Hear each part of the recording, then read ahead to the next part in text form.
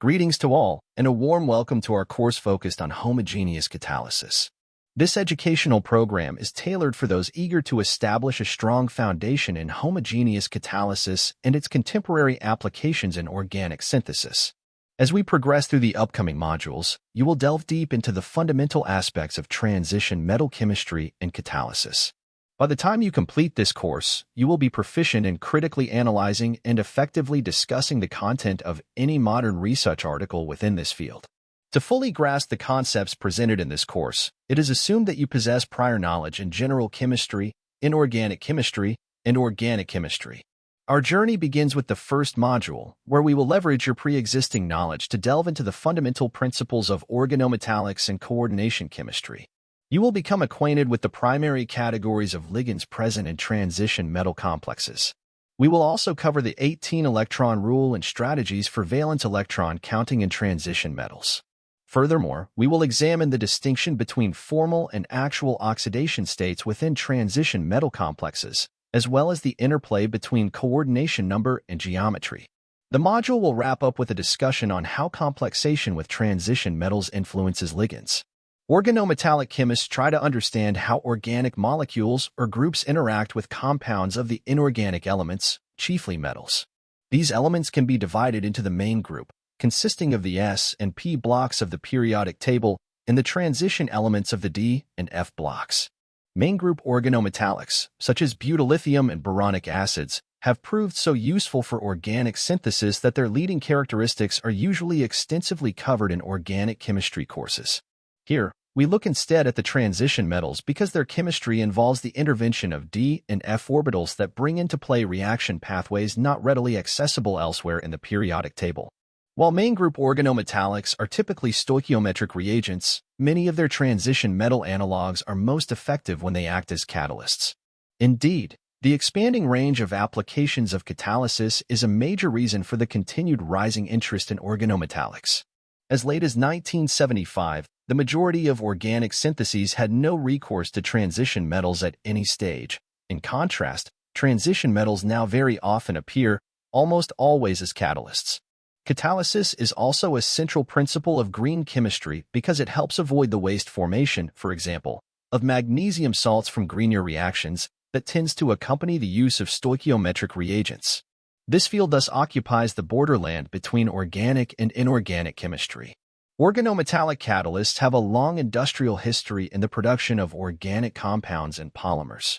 In a catalytic application dating from the 1930s, D-cobalt octocarbonyl brings about hydroformylation, in which hydrogen and carbon monoxide add to an olefin to give a linear or branched aldehyde, depending on the conditions. A whole series of industrial processes has been developed based on transition metal catalysts. For example, there is intense activity today in the production of homochiral molecules, in which racemic reagents can be transformed into single pure enantiomers of the product by an asymmetric catalyst. This application is of most significance in the pharmaceutical industry where only one enantiomer of a drug is typically active but the other may even be harmful. Other examples include polymerization of alkenes to give polyethylene and polypropylene, hydrocyanation of butadiene for nylon manufacture, acetic acid production from methanol and carbon monoxide, and catalytic hydrosilylation to produce silicones and related materials. Beyond the multitude of applications to organic chemistry in industry and academia, organometallics are beginning to find applications elsewhere.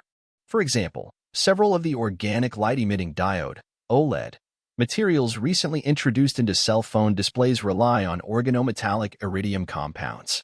Samsung has a plant that has been producing OLED screens since 2008 that uses cyclometallic iridium complex as the red emitter. Cyclometallic ruthenium complexes are used as photosensitizers for solar cells. Organometallic drugs are also on the horizon, with platinum complexes like cisplatin being used as effective chemotherapy medication to treat a number of cancers since 1978. Starting from 2001, the Nobel Prize in Chemistry has been awarded 5 times for groundbreaking contributions to homogeneous catalysis, primarily facilitated by organometallic chemistry.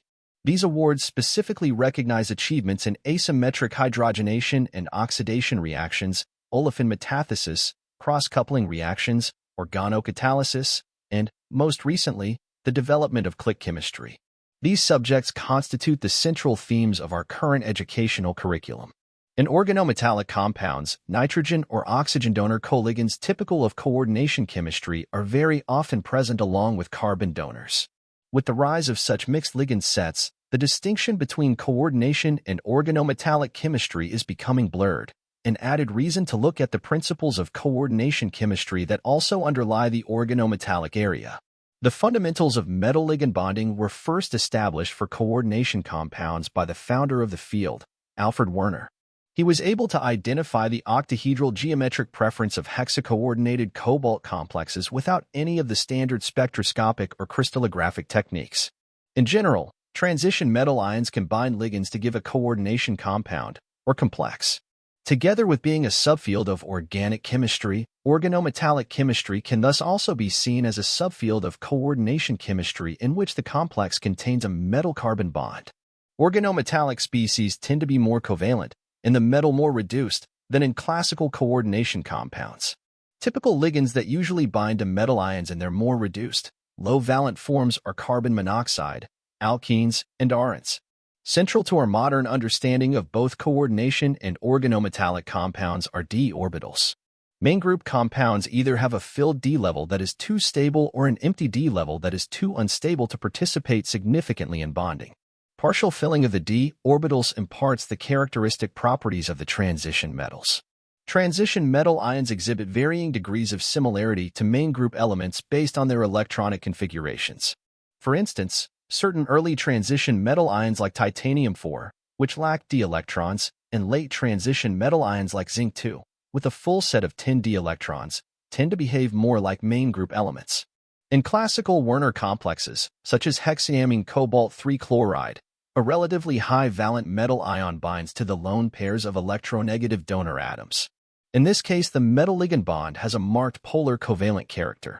The metal-ammonia bond consists of the 2 electrons present in lone pair of free ammonia, but now donated to the metal to form the complex. The most common type of complex, octahedral, adopts a geometry based on the Pythagorean octahedron. By occupying the 6 vertices of an octahedron, the ligands can establish appropriate metal-ligand bonding distances, while maximizing their ligand-ligand non-bonding distances. Alfred Werner developed the modern picture of coordination complexes in the 20 years that followed 1893, when, as a young scientist, he proposed that the well-known cobalt-ammonia complexes have an octahedral structure. In doing so, he opposed the standard view that the ligands were bound in chains with the metal at one end, as held by everyone else in the field. Back then, the availability of d-orbitals for binding the ligand was not established, and naturally, he was opposed by supporters of the standard model, who only went so far as adjusting their model to consider new data. Jorgensen, who led the traditionalists against the Werner insurgency, was not willing to accept that a trivalent metal could form bonds to more than 3 groups, and so held to the chain theory. At first, as each new proof came from Werner, Jorgensen was able to point to problems or reinterpret the chain theory to fit the new facts. For example, coordination theory calls for 2 isomers of tetraamine dichlorocobalt-3 chloride complex. Up to that time, only a green one had ever been found, now called the trans isomer because the 2 chloride ligands occupy opposite vertices of the octahedron. According to Werner, a second cis isomer, then unknown, should have had the chloride ligands in adjacent vertices. He therefore needed to find this isomer.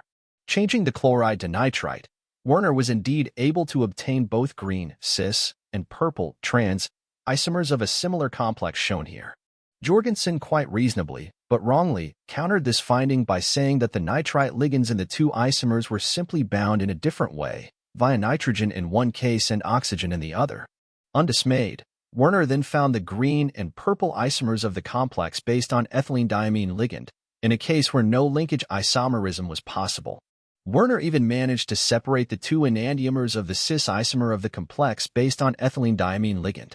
This was quite astonishing, as at the time it was believed that only organic compounds could be optically active.